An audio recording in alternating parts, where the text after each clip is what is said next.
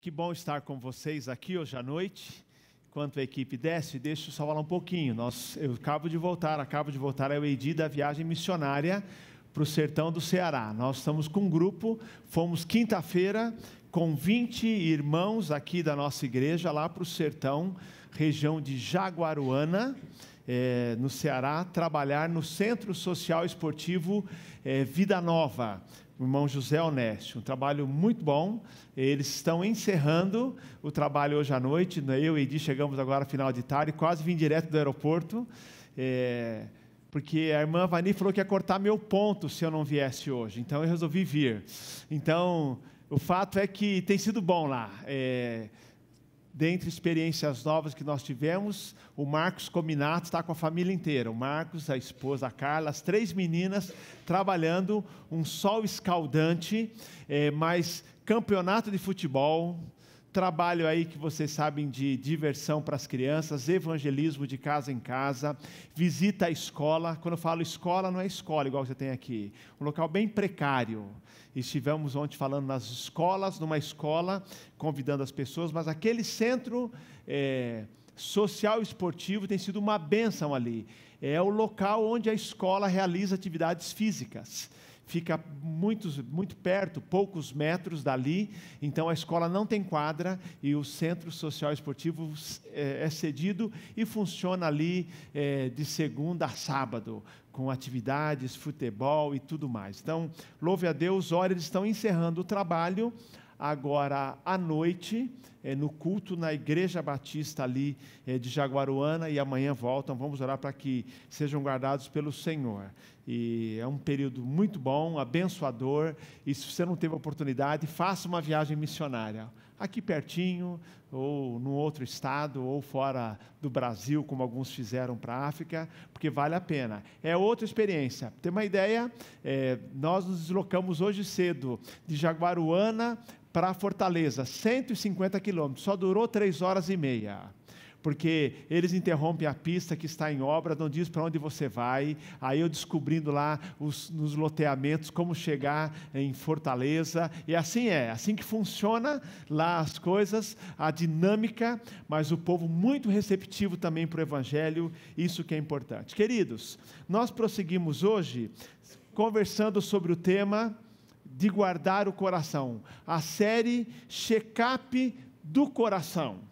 E nesta série eu tenho falado sobre os cuidados que nós devemos ter com o coração, não o coração físico, mas o coração no sentido que é mais usado na Bíblia, no sentido metafórico, figurado, que é a ideia do nosso homem interior, do nosso ser interior, do nosso íntimo, da nossa parte invisível, que não se restringe às emoções, que diz respeito aos desejos, às afeições, às suas motivações, às paixões, aos pensamentos, à vontade. Então, aquela parte interior, que alguns até chamam de alma, outros podem chamar de espírito, mas não importa, eu uso a palavra coração, porque é a palavra que a Bíblia mais usa de maneira figurada para falar daquele centro de comando da sua vida, de onde tudo de bom vem e de onde também tudo de mal procede.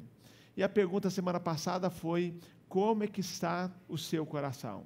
E começamos a conversar sobre alguns hábitos que prejudicam o coração, e fazendo uma relação com as doenças do coração físico, falando das doenças silenciosas. Eu compartilhei com você, não um caso apenas, mas tem tantos outros, que pessoas que vão fazer um check-up e descobrem que tem problemas no coração, mas eram chamadas doenças silenciosas. Entendeu? O irmão José Onésio, nosso missionário, repetiu para mim a história que ele enfrentou a situação há 2 anos atrás, em que ele é nosso missionário no sertão do Ceará, em que ele estava em Piracicaba, e um querido irmão lá da igreja, é médico cardiologista, doutor Humberto Passos, encontrou o irmão José Onésio domingo à noite, e falou: como está, José Onésio? Falou assim: eu estou bem, irmão, aquele jeitão dele, estou bem, não sinto nada. Falou: dá para você passar amanhã, quando você vai embora? Vou embora daqui 15 dias, dá para você passar amanhã cedo, lá no meu consultório? Cardiologista. O irmão José Onésio falou: olha, eu vou, né, porque de graça até injeção na testa. Você está me convidando? E, de fato, o Humberto Passos, o Onésio me contou, insistiu com ele. Vai lá. O irmão José Onésio foi ao consultório, a enfermeira esperando o José Onésio às 8 horas da manhã para um check-up, para um exame de rotina. Ele fez eletrocardiograma, depois fez o segundo exame. O irmão Humberto Passos disse o seguinte para ele assim: você não dê mais nenhum passo. Humberto Passos falou, não dê nenhum passo. Saiu de cadeira de roda direto para o centro cirúrgico. 2 stenter no coração, porque realmente estava aí tudo bloqueado. Mas vejam só, é isso, alguém que, bem, como você está? Estou bem. Bem aparentemente, mas o coração, e assim acontece também conosco, quando falamos desse coração espiritual, algumas doenças silenciosas, algumas que dão alguns sinais mais visíveis, e criamos algumas cardiopatias espirituais e temos que lidar com ela. Então, meu convite nesta série é para que juntos façamos um check-up do coração, examinar o coração. Mas deixa eu dar uma dica aqui para você. Quando alguém faz check-up do seu próprio coração, não do outro, tá? Então, nós estamos fazendo aqui um check-up, eu estou fazendo um check-up do meu coração. Você faz check-up do seu coração, porque é um tal de fazer check-up do outro. Eletrocardiograma é seu. Ecocardiograma é seu. Nós queremos que Deus faça o check-up, nós os convidamos para fazer o check-up do meu coração. Você está convidando para fazer do seu coração, para observar os sinais de advertência, reconhecer alguns fatores de risco para a vida, o bem-estar do seu coração, porque a Bíblia fala, queridos, que o homem bom, do bom tesouro do seu coração tira coisas boas, mas o homem mau, do mau tesouro do seu coração tira coisas más. Em outras palavras, estamos fazendo um check-up para reconhecer as doenças, observar e reconhecer o que não vai bem, e por isso que a semana passada convidamos Jesus para fazer esse check-up, para nos sondar, que algumas vezes nós dizemos, estamos bem, achamos que estamos bem, mas não estamos bem, mas Ele mostra, para mudarmos o nosso estilo de vida, para aprender a cuidar do coração, e aí sermos transformados. Então é um convite para que o Senhor faça a transformação na nossa vida. E na semana passada, nós estudamos o Provérbios 4:23, que é um dos meus versos prediletos, que diz: acima de tudo que se deve guardar, guarde o teu coração, porque dele procedem as fontes de vida. E aprendemos o seguinte: primeiro, cuidar do coração tem que ser uma prioridade, acima de tudo, antes de qualquer coisa. Em segundo lugar, aprendemos que guardar o coração, porque nós reconhecemos que ele tem um potencial, é do coração que tudo procede, tudo passa pelo coração, o que é de bom, o que é de mal, porque o coração é sede dos sentimentos, da vontade, da motivação, dos pensamentos, vem do coração. Prioridade, reconhecemos o poder, o papel, o potencial do coração e entendemos aqui, compreendemos o que significa proteger o coração, que é cuidar do coração. Em outras palavras, tomar cuidado com tudo que você está permitindo que se instale em seu coração, porque as coisas passam pelo coração. E eu digo a você, o que passe é bom, retenha. O que passe é mal, não mantenha no seu coração, não guarde no seu coração, porque a gente vai mantendo coisas ruins no coração, que causam inclusive doenças, nos afetam fisicamente. A relação direta entre questões do nosso coração espiritual com o nosso coração físico também. E eu quero hoje então conversar com vocês um pouquinho sobre guardar o coração ainda. Você com certeza já ouviu a expressão 7 pecados capitais. Não é uma expressão bíblica, mas é uma expressão clássica do cristianismo, surgiu no catolicismo. Os 7 pecados capitais foram formalizados no século VI pelo Papa Gregório Magno, que ele, estudando as epístolas de Paulo, as cartas de Paulo, procurou classificar quais eram os chamados pecados capitais. Capital, aqui a ideia de cabeça, principais, pecados que são raiz de tantos outros pecados, os pecados principais, pecados de onde advêm outros pecados, por isso pecados capitais. E ele então, estudando as cartas de Paulo, classificou esses 7 pecados capitais, que são as pulsões, os impulsos mais primitivos do ser humano, mais fortes no ser humano, são os principais vícios de conduta, e são os seguintes: gula, luxúria, avareza, ira, soberba, preguiça e inveja. Você já sentiu o pecador, né? 7 pecados capitais: gula, luxúria, avareza, ira, soberba, preguiça e inveja. Depois, Tomás de Aquino, na sua Suma Teológica, ele classifica todos esses pecados, ele torna oficial essa lista, que hoje faz parte até do o catecismo da Igreja Católica. Mas o fato é que esses 7 pecados, de fato, aparecem na Bíblia, aparecem no Novo Testamento de maneira especial. Agora, hoje eu quero falar um pouquinho sobre um dos pecados menos admitidos pelos cristãos, que é o pecado da inveja. A Divina Comédia de Dante Alighieri, que é um poema épico que fala dessa vida após a morte, ele classifica em grau de pecado, e a inveja, segundo Dante Alighieri, é o segundo pecado, a inveja é o segundo pecado mais grave, só perdendo por orgulho. Começa com orgulho, diz ele, depois o mais importante é a inveja. Tanto é que Agostinho de Hipona já disse, referindo ao fato de que nós não reconhecemos esse pecado, Leandro Carnal diz que as pessoas dizem que são invejadas, mas nunca admitem que são invejosas. Alguns dizem assim, eu posso até ter invejado, mas invejoso eu não sou. E aí Agostinho de Hipona diz que a inveja é como um caruncho da alma, que tudo rói e reduz a pó. Pensa num caruncho, pensa talvez num cupim, que vai tomando conta quando você olha, é tarde demais. E isso é sério mesmo.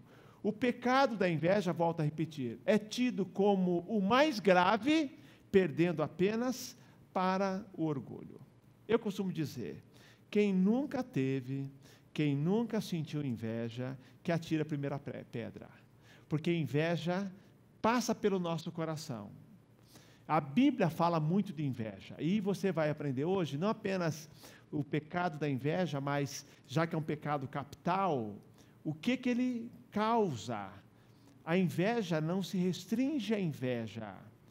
Há consequências. Por exemplo, a Bíblia fala muito. Gênesis capítulo 30, verso 1, conta a história de Raquel e Leia. Raquel e Leia, ambas filhas de Labão, esposas de Jacó. E vou dizer a você aqui um alerta.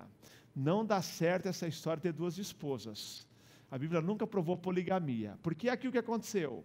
Raquel, diz a Bíblia, teve inveja da sua irmã Leia, porque ela, Raquel, não dava filhos para o seu esposo Jacó. Depois ela deu à luz a filhos, mas ela não dava, ela teve inveja. Gênesis 37, 11, e depois lá em Atos nos fala isso, que os irmãos de José tiveram inveja de José. Por que tiveram inveja de José? Tinham todos os irmãos ali. José era o predileto do pai. E José teve alguns sonhos, que na verdade foram revelações de Deus, que diziam da posição que ele ocuparia lá no Egito. Lembram? Quando ele se tornou o segundo homem mais importante do Egito, governador, e que seus irmãos um dia, e de fato fizeram isso, se dobrariam diante dele. Diz a Bíblia, os irmãos não entendiam isso, não sabiam toda a história. O fato é que José teve 2 sonhos, e nesses 2 sonhos, o que tudo demonstrava é que os seus irmãos e os seus pais se colocariam em uma posição de submissão a ele. Diz a Bíblia que os irmãos, movidos pela inveja, o venderam. O que é inveja? Entendam aqui. Inveja é assim, por que ele não nós? Por que ele que vai ser o importante e não nenhum de nós? Houve inveja e venderam.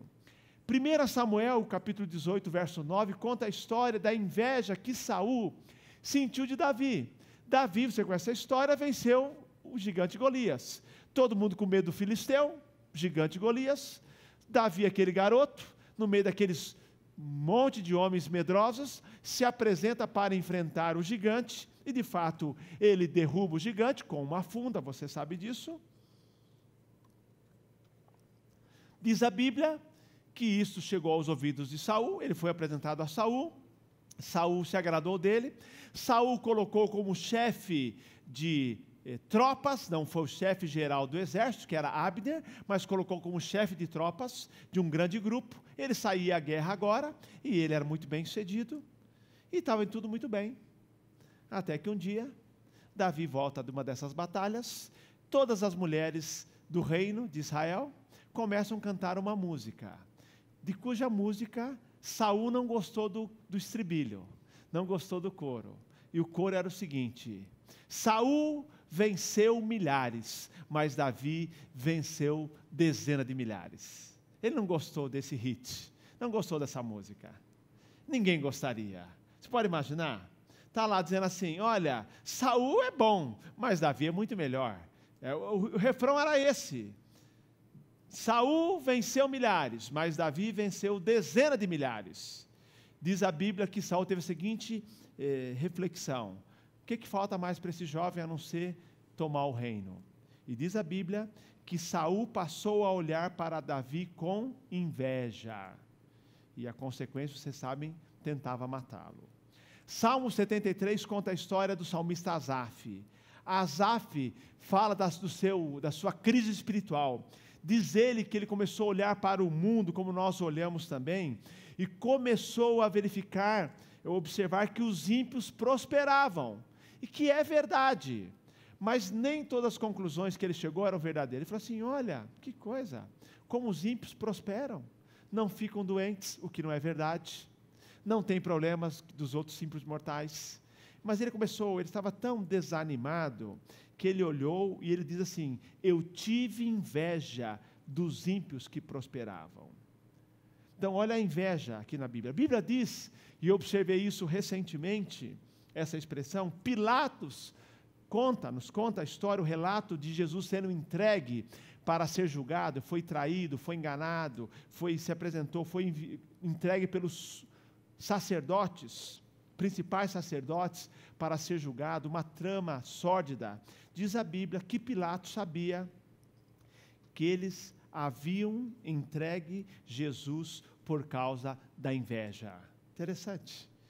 Marcos fala disso, 15:7, Mateus 27:18, que Jesus foi entregue, qual a razão? Inveja de Jesus. Paulo chega a dizer lá aos Filipenses que alguns pregam o evangelho por causa da inveja. Você pode imaginar alguém pregar evangelho por causa de inveja? Tem gente que prega evangelho, diz Paulo, por inveja. Então, queridos, inveja é algo que aparece muito na dinâmica da vida humana, registrada nas Escrituras Sagradas.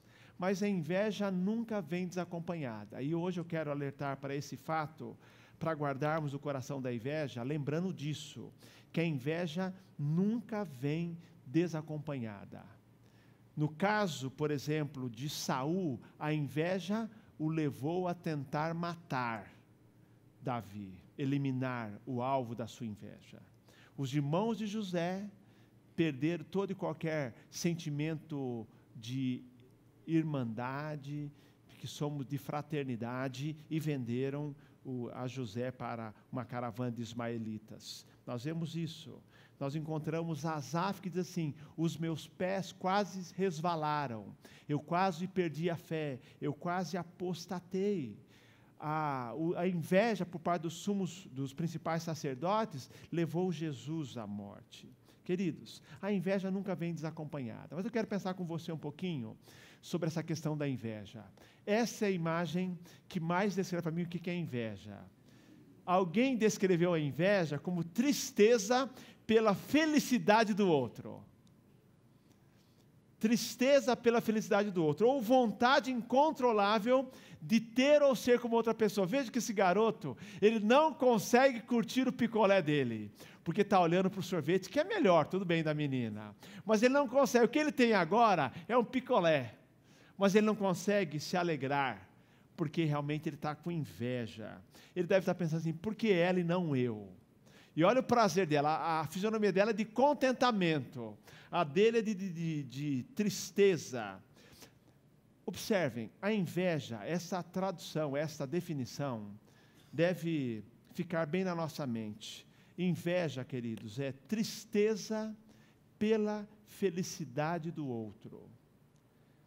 Há uma diferença entre inveja e ambição. Ambição pode ser negativa ou positiva. Você pode ambicionar alguma coisa. Alguém, por exemplo, construiu uma casa que você gostaria de construir. Fala assim, olha, ele construiu uma casa muito bonita, vou procurar construir uma igual, gostei. Olha, ele comprou aquele carro, eu gostei. Ou ele tem isso, ou ele conseguiu essa promoção. Seja o que for, você pode olhar. Pode ser negativa também, virar uma cobiça. Mas a inveja nunca é positiva. Porque inveja é tristeza pela felicidade do outro. Você se rói por dentro. Alguém disse muito bem que inveja é você querer que o outro não tenha. Você pensa assim, por que ele, não eu? Porque a ambição pode ser assim, ele tem, eu vou me esforçar para ter também. E inveja fala assim, não, eu não tenho, não quero que ele tenha. Alguém disse muito bem que inveja é o seguinte, já que não fui convidado para o churrasco, que chova. Isso é inveja. Já que eu não fui convidado, quero que chova, entendeu? Orgulho, por exemplo, é você olhar alguém de cima para baixo, se sente superior, e o outro inferior. Mas inveja é você olhar de baixo para cima, é você sentir que você não tem algo que você merece, e que o outro que tem não merecia, era para ser para você, entendeu? E eu sei que é complicado, imagina só, há algumas situações limites. Imagina na empresa, o seu colega ganhar a promoção que você esperava. É muito complicado. Só a graça de Deus para não sentir inveja. Porque ele não eu.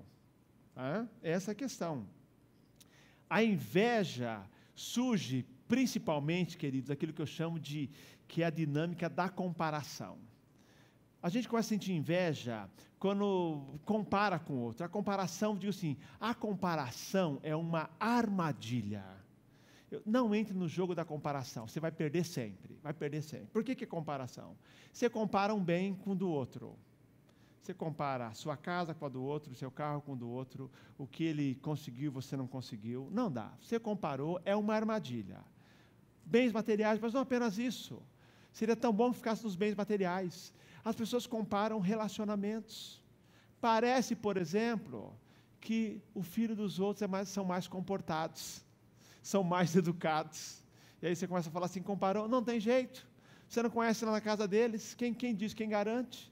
E a pior armadilha ainda, achar que a esposa do outro, que o marido do outro é melhor. É o mito da grama mais verde. E aí, mais ainda hoje, queridos, você compara a oportunidade, parece que o outro teve oportunidade e você não teve. Você compara a aparência. Então, as mulheres sofrem muito com essa luta por aparência. A única coisa que homem luta contra a aparência é a questão do cabelo. O resto a gente não tem dificuldade, não. Então, o fato é que há uma luta. E tudo isso, olha, a aparência, sucesso do outro.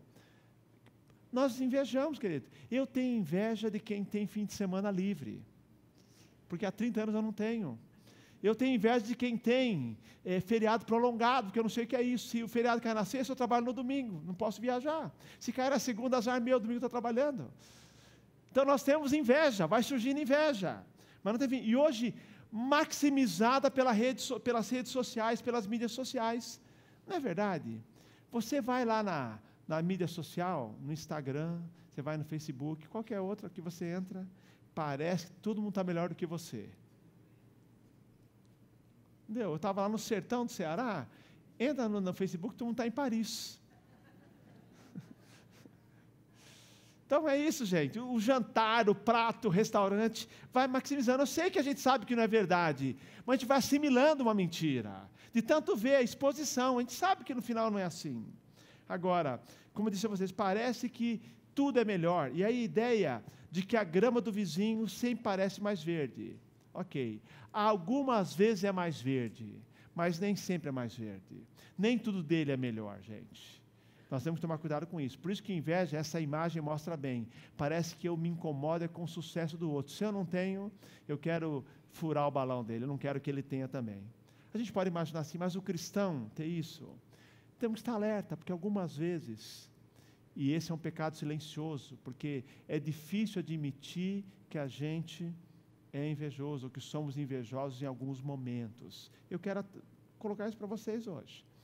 Isso ilustra bem aquela história de dois amigos que caminhavam por uma rua, por uma calçada, quando um deles, aquela história que você conhece bem, tropeçaram numa lata velha, era a lâmpada do gênio. Aí, logo o gênio saiu da lâmpada e falou assim: olha, eu estive preso aqui centenas de anos, e eu estou tão feliz que você pelo menos tropeçaram aqui, os dois amigos ali, um tropeçou, que olha, vocês têm direito cada um a fazer um pedido, mas não tem tempo a perder, sejam rápidos. O primeiro rapidamente falou assim: eu quero ficar rico. Na hora ele foi atendido, suas sopas já foram transformadas, apareceu um Rolex no pulso, correntes de ouro, bonitão ali, tudo, o carro estacionado ali na rua para ele ficou todo feliz, e o outro lado já espantaram, porque não teve a capacidade de fazer em primeiro lugar. O gênio falou assim: agora você, qual é o seu pedido? Ele falou assim: eu quero que ele volte a ser pobre. Isso é inveja, entendeu? Se eu não tive agora, já fez o pedido, roubou o meu pedido, vai voltar a ser pobre, entendeu? Há uma expressão que diz assim, que ciúme é querer manter o que você tem, cobiça é querer o que não se tem, inveja é querer que o outro não tenha. Então essa é a questão mais séria, e nós temos que estar atentos, que eu disse, a doença silenciosa. Nós em alguns momentos podemos ser tocados, pegos pela inveja. Então hoje eu quero pensar com vocês num outro versículo de Provérbios, e desafiar você, guardar o teu coração da inveja. Provérbios 27:4, esse é um versículo introdutório, diz que o furor é cruel e a ira é impetuosa, mas quem pode resistir à inveja? E o versículo de hoje: o coração tranquilo é a vida do corpo, a inveja, porém, apodrece os ossos. Em outras palavras, pessoas que estão aí verde de inveja, se corroendo de inveja.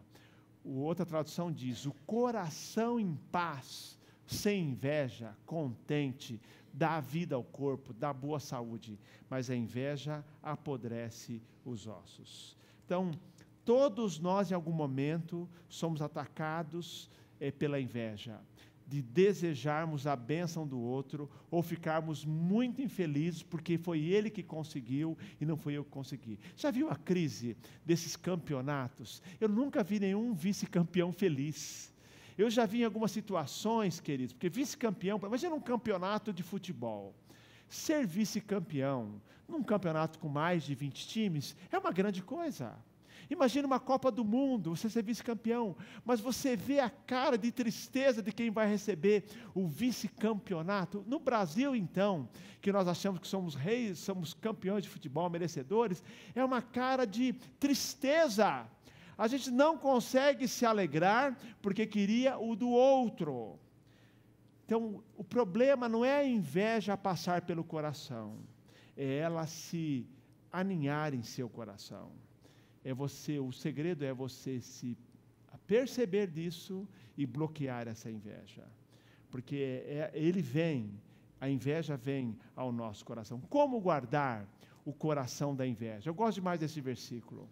O coração em paz, coração contente, dá vida ao corpo, mas a inveja apodrece os ossos. Em outras palavras, um coração sem inveja é feliz, tem uma vida feliz, mas a inveja apodrece os ossos, adoece. Eu quero compartilhar com você hoje 3 caminhos para nós lutarmos contra a inveja, para vencermos a armadilha da comparação e para nós guardarmos o coração da inveja. Quero propor 3 caminhos bíblicos. O primeiro caminho é o caminho do contentamento, porque inveja é o sentimento de que algo nos falta. Se inveja é o sentimento que algo nos falta, o melhor caminho para vencer a inveja é nós aprendermos, como Paulo disse, a viver contente em toda e qualquer circunstância. É nós aprendermos a viver com esse bem-estar, de sairmos dessa comparação com o outro, porque essa comparação não tem fim, você vai perder essa luta. É você conseguir olhar o sucesso do outro, mas conseguir ver a bênção de Deus na sua vida. É entender que você não precisa de inveja para crescer, que você pode viver contente com aquilo que você tem, embora você possa, junto com o contentamento, ter a ambição positiva. A ambição positiva é a ambição que não rouba a felicidade do coração, mas é alguém que diz assim: a minha alegria não depende de eu ter algo mais ou não ter. O olhar feliz sobre a vida. Paulo disse: eu já aprendi a viver contente em toda e qualquer circunstância. E nós temos um desafio, queridos, porque nós vivemos um mundo descontente. Nós vivemos num mundo em que as pessoas dizem que é preciso de um pouco mais para ser feliz. Vou dizer a você, tenho dito aqui, cada vez que eu vou para os lugares mais pobres desse país, e no meu caso, os últimos lugares, sertão do Rio Grande do Norte e sertão do Ceará, eu só vejo pessoa contente.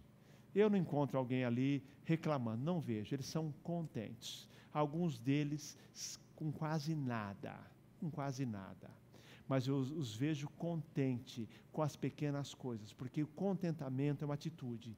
Nós vivemos na sociedade, já que é uma sociedade de consumo, dizendo que você precisa ter muito mais, mas não só consumo de bens materiais, tem que ser melhor aparência, mais sucesso, mais coisas materiais, e a gente vai crendo nessa mentira. Mas o contentamento é você estar feliz com o que Deus lhe deu, posso todas as coisas daquele que me fortalece, e mesmo assim, motivado para atingir mais com a graça de Deus, com a bênção de Deus. Mas contentamento é você não condicionar a sua felicidade ao algo mais. Paulo diz assim: eu já sou feliz com o que eu tenho. Aliás, sou feliz até quando não tenho. Queridos, eu vi cenas ali no sertão de crianças compartilhando refeições. Eu fui a uma casa que é uma casa muito pobre, feita pau e pique, casa de barro ali, e as crianças comendo num pote de sorvete. E essas crianças alegremente, uma delas até sem roupa, compartilhando aquele pote de sorvete que tinha apenas arroz dentro. E um comia, o outro comia com um sorrisão no rosto. E aí? Como você diz? Então aprenderam a viver ali contentes com aquela situação. E nós cristãos temos o nosso contentamento vindo com Deus. Não é a felicidade do que o outro tem, mas a felicidade que Deus colocou no meu coração. E eu vou dizer a você aqui, vale a pena ter sonhos e metas. Nós somos motivados, é a energia da vida. Mas se os seus sonhos e metas têm roubado de você a alegria daquilo que você já tem, reveja os teus sonhos e suas metas. Porque os sonhos e metas não estão na nossa vida para nos roubar a alegria, o contentamento do momento, apenas para vivermos a vida com mais energia para o futuro. Agora, se os seus sonhos e metas estão dizendo para você que se você não tem isso ou aquilo, ou não alcança isso ou aquilo, e por isso você é infeliz, a sua vida está em desequilíbrio. Que sonhos e metas sejam motivadores na sua vida, mas jamais ladrões do seu contentamento, da sua alegria.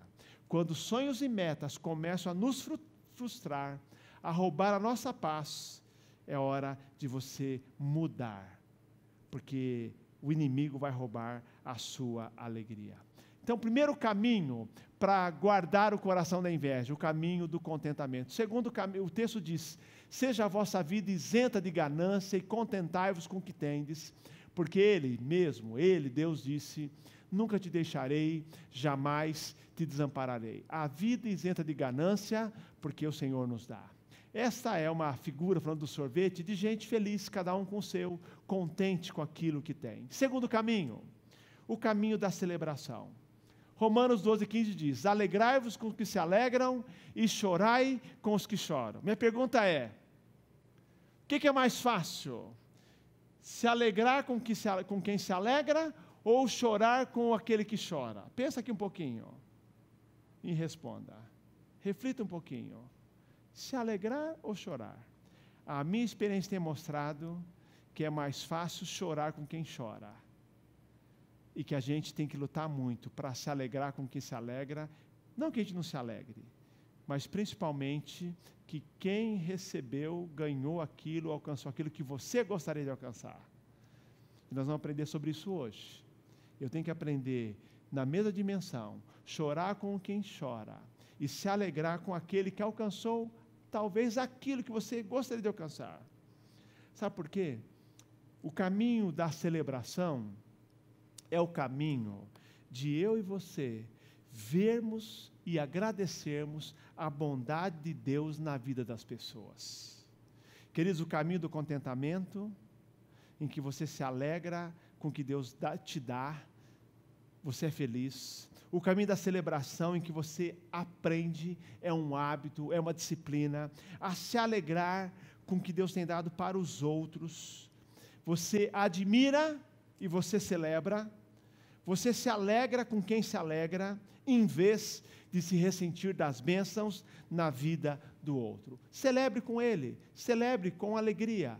Então, o caminho da celebração, eu vou dizer a você, celebre com aquele que é próximo de você, ou mesmo com alguém que não é tão próximo de você. Aprenda a ver a bondade de Deus na vida das pessoas, porque assim como a falta de contentamento é você se ressentir do que Deus tem feito na sua vida, é você não estar satisfeito com o que Deus tem feito em sua vida, a não celebração, a não alegria com a bênção do outro, é você acusar Deus de injustiça. Por que ele deu para o outro e não deu para você?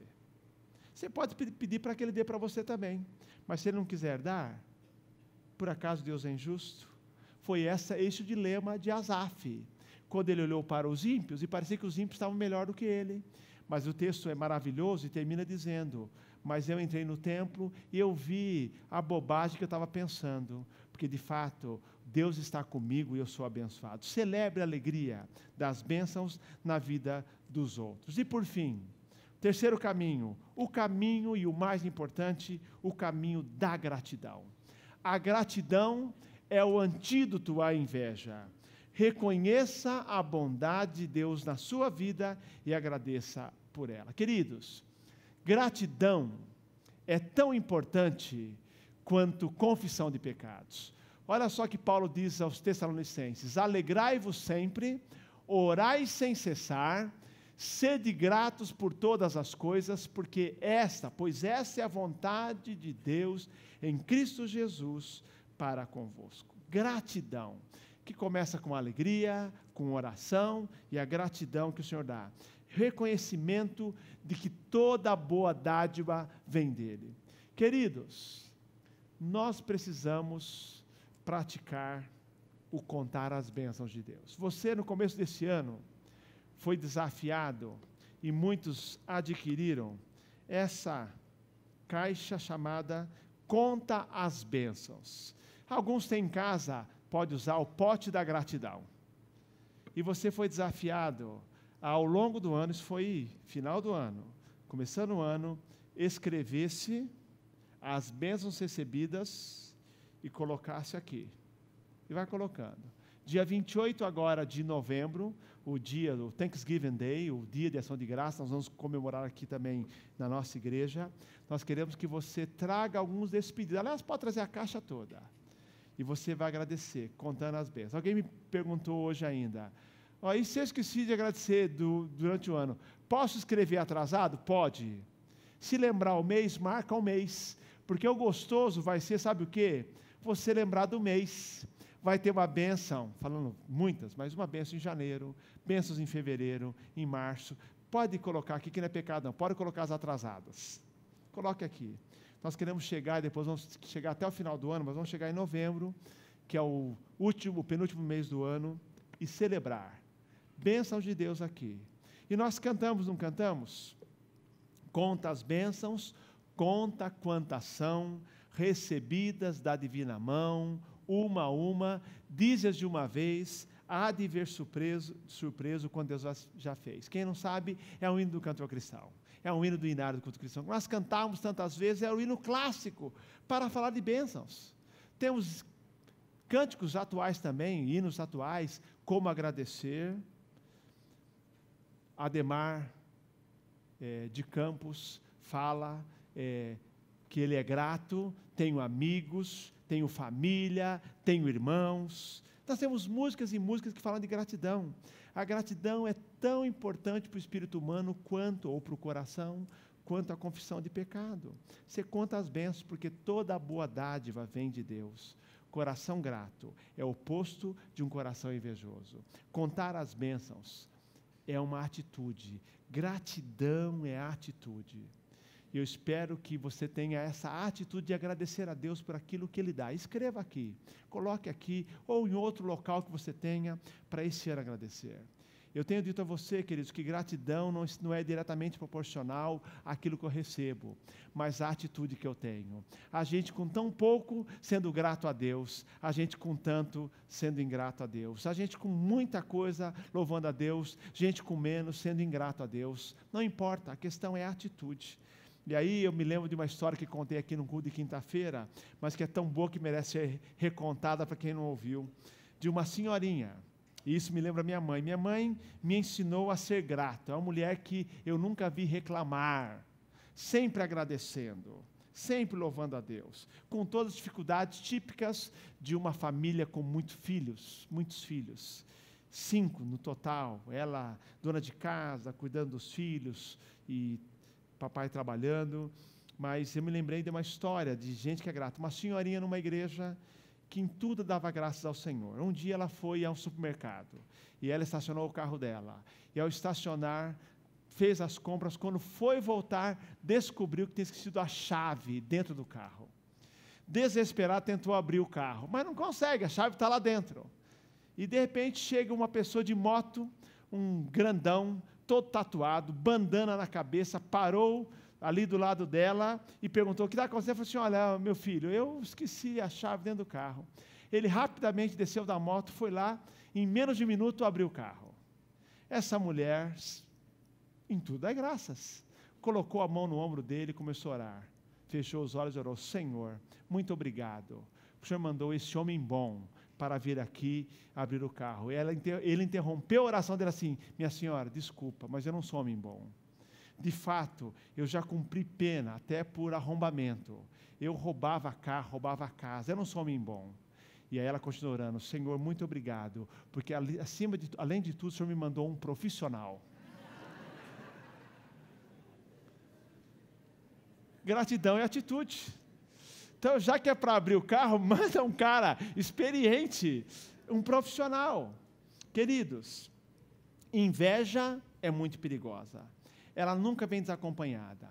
Tiago diz, para que você não tenha dúvida, e eu quero ler caminhando para o final, o que o Tiago diz sobre a inveja. Ele diz assim, ele fala que não vem de Deus, não é sabedoria de Deus. Ele diz: quem entre vós é sábio e tem conhecimento? Isso, Tiago capítulo 3, verso 13. Quem entre vós é sábio e tem conhecimento? Mostre suas obras pelo seu bom procedimento com humildade e de sabedoria. Mas não vos orgulheis, nem mintais contra a verdade. Se tendes inveja amarga e sentimento ambicioso no coração, esta não é a sabedoria que vem do alto, mas é terrena, animal e demoníaca. Pois, olha só, pois onde há inveja e sentimento ambicioso, aí há confusão e todo tipo de práticas nocivas. Alguém tem dúvida que inveja é perigosa? Que inveja não é inofensiva? Onde há inveja amarga, sentimento de ambição, há confusão e todo tipo de práticas nocivas. Como guardar o coração da inveja? Escolha o contentamento. Se alegrar por aquilo que Deus lhe dá. Você pode pedir mais, mas que sua alegria não dependa do algo mais. Celebre a bondade de Deus na vida dos outros. Agradeça a Deus. Seja grato pelo que Deus tem feito em sua vida. E eu creio, e aqui eu quero terminar, que seria bom a gente praticarmos 3 exercícios essa semana, um para cada um dos caminhos, que assim você não esquece. Vamos começar então com a celebração.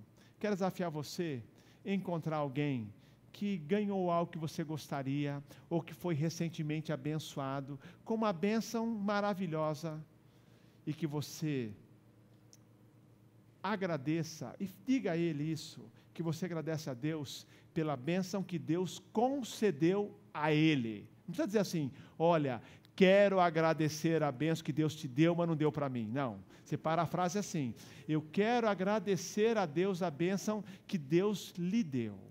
Se alegre, porque isso até prepara o terreno para as bênçãos de Deus. Agradeça a bênção na vida de um amigo, de um parente, agradeça. O que ele conquistou, entendeu? Agradeça a Deus. Eu quero dizer a você que eu agradeço pregadores que abençoam a minha vida. Eu costumo dizer aqui que eu só convido gente para pregar aqui que pregue melhor do que eu. Porque se pregar eu a mim, prego eu todo domingo. Eu, quando convido, prego mesmo porque eu acho que isso abençoa. E eu considero Ebenezer Bittencourt um dos grandes pregadores. Eu considero Fernando Brandão um outro grande pregador. Eu considero Helder Cardinho outro grande pregador. Eu convido. E o Luiz Saião, tantos outros. Eu olho para eles, sempre aprendendo, dizendo assim, que bom que o Senhor deu dons a eles. Fora os pregadores internacionais, que eu assisto, que eu gosto de aprender com eles. Então, eu olho e eu aprendi não ter inveja deles. Mas assim, eu posso aprender com eles. Eles são muito bons. E eu estou feliz aqui quando alguém no final do culto diz assim, pastor, o sermão foi ótimo. Um disse pelo menos. Os outros, vou imaginar que gostaram também. Melhor não perguntar. Então, o fato é, eu agradeço a Deus porque há palavras de incentivo. Porque pregando, falando, mas eu celebro, eu louvo a Deus por aquilo que Deus concede a outro. Faça isso essa semana, na vida de alguém que teve uma conquista, agradeça a Deus, na sua família, um amigo, algum conhecido. Segunda tarefa sua, uma para cada caminho, o caminho do contentamento, que você, esta semana, enumere as bênçãos de Deus na sua vida. Não entre na armadilha de comparar, achando que a grama do vizinho é mais verde. Ela é, mas não é sempre. Agradeça se você tem família e filhos, pelos filhos que você tem, pela esposa que você tem. Agradeça se você tem mãe solteira, tem o seu filho, agradeça. Pela sua família, agradeça a Deus. Agradeça a Deus. Eles não são perfeitos.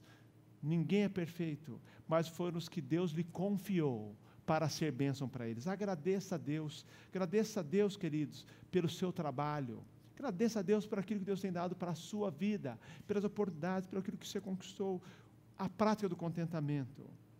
Faça isso. Diga, Senhor, eu estou feliz por isso. E aí essa prática da gratidão, em que você enumere, conte cada bênção no dia a dia. De manhã a bênção que o Senhor dá, no final do dia a bênção que Ele deu também para você, agradeça. Então essa semana, celebre com alguém que foi abençoado. Diga ao Senhor que o teu contentamento vem por aquilo que você já tem, não por aquilo que falta. E enumere as bênçãos de Deus na sua vida, porque você vai ver que realmente você vai vencer a inveja e você vai ter, como diz o texto, saúde na sua vida e no seu coração. Amém? Queria orar por você. A equipe pode vir à frente, enquanto eles estão chegando aqui. Gaste um tempinho agradecendo a Deus as bênçãos dEle na sua vida.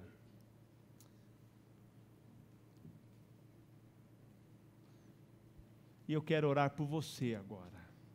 Deus de amor, leva-nos a vencer esse pecado que é poucas vezes admitido, que é o pecado da inveja. Todos nós somos tentados, eu e meus irmãos aqui, em alguns momentos, vermos ou sentirmos alguma injustiça, quando alguém tem aquilo que eu acho que eu é quem merecia ter. E quantas vezes eu não me alegro com aquilo que eu tenho, porque eu me concentro na tristeza por aquilo que o outro tem. Livra-nos desse mal que é tão nocivo e que não vem desacompanhado, tem consequências. Dá-nos um coração contente. Leva-nos a aprender a celebrar as bênçãos na vida dos outros, a bondade do Senhor. e leva-nos, Senhor, a contar e agradecer as Tuas bênçãos na nossa vida. E a bênção maior que eu Te agradeço é que nós somos filhos e filhas amadas do Pai. A bênção maior pela qual nós agradecemos é que nós temos a salvação em Cristo Jesus. E isso nos faz contentes e felizes. Em nome de Jesus, eu oro agradecido. Amém, Senhor.